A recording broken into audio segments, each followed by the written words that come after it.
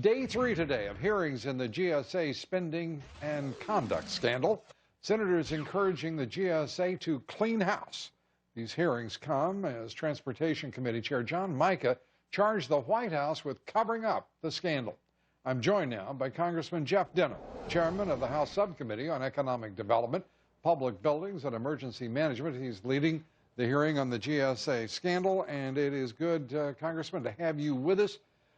This gets worse with every passing day. I've got to ask you this to begin with. Did you or anyone in your in the Transportation Committee have any inkling that anything approaching this was going on? No, nobody could have ever imagined some of the wasteful spending, some of the corruption and fraud that's gone on through this entire process. And nobody certainly would have ever imagined that once the Inspector General came in and issued its first report, that they wouldn't stop this egregious behavior. Not stopping it, it seems as if it in fact accelerated. It's mind-numbing to think of what's going on here. And Congressman Mica now being accused, accusing Senator Reid of trying to intimidate him into stopping these hearings. Your reaction? Well, there's certainly been a lot of people embarrassed by these hearings, embarrassed by the action of GSA. But the American public should be embarrassed that their government is out there spending money like this. At the time when the president's out there trying to raise taxes and they're spending money on these huge trips, many trips, over 10 different trips to Las Vegas in these 2,200 square foot rooms, Palm Springs trips, taking interns, many different trips to Napa, even taking their entire executive team to New Orleans. I mean, it just goes on, and it's happened over the last few months. I mean, some would try to say that this is something that's happened over the last couple of years, but it's still going on today. And Neely is still in his job, as are many others. What in the world? How can this kind of conduct, by the way, his punishment for his conduct here, for which he's apologized, and at the same time invoked the Fifth Amendment, which is a rather neat trick, he's getting paid to not work by the federal government.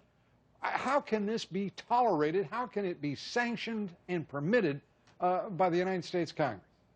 Well, it's not going to be tolerated. That's the whole reason that we held our hearing. We want to make sure that we hold them accountable, that just putting somebody on administrative leave is not enough. We not only want them fired, but in some cases, there's going to be people that go to jail. I mean, this has now been referred to the Department of Justice. I've read through the transcripts. There's certainly some laws that have been broken here.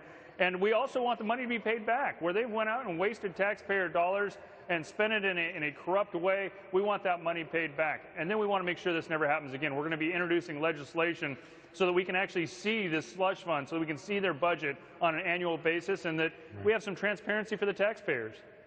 Where is the president? Where is the Obama administration in this? They have been all but silent throughout. They have been silent, but one thing that came clear in our committee was that they've had several meetings with the White House, with the administration, all the way to the president's chief of staff. You know, they were very well aware of this a year and a half ago, and yet they continue to let this go on. Nobody was even fired or put on administrative leave until after we announced that we were going to have a hearing going deeper into this whole issue. And how soon does that begin? Well, we've got 2 new investigations that have already been launched. Criminal activity has been referred to the Department of Justice, and we're going to continue to hold hearings on this issue until we get it resolved. And I've actually even issued a warning that if they continue to stonewall us, they continue to hide these budgets away from the American taxpayer, we're going to fight to abolish GSA altogether. It's up to them to justify why they need to exist.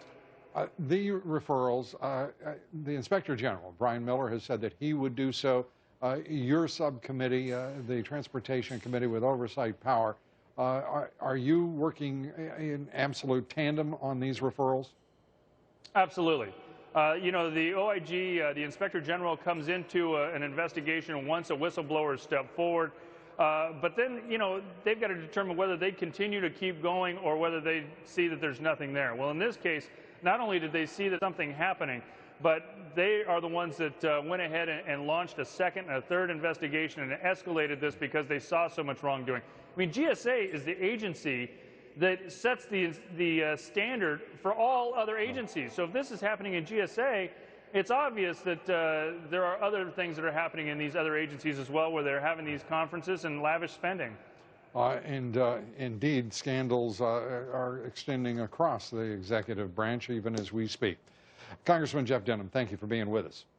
Lou, thanks for having me on again. Up next, the American